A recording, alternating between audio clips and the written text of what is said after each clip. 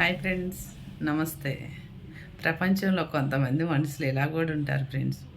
మనకు బాధ వచ్చినప్పుడు అయ్యో అయ్యో దేవుడా నువ్వే దిక్కు, అసలు నేను ఎలా ఉంటాను అలా ఉంటానని వాగ్దానాలు చేస్తారు. అది తగ్గిపోయి మళ్ళీ మామూలుగా అయిపోతే ఫ్రెండ్స్ యథావిధిగా ఫస్ట్ స్టైల్లో ఉంటారు. ఇది చాలా తప్పు ఫ్రెండ్స్, ఇది చాలా పాపం. ఉంటే వెచ్చగానన్నా ఉండు, లేకపోతే చల్లగానన్నా ఉండు.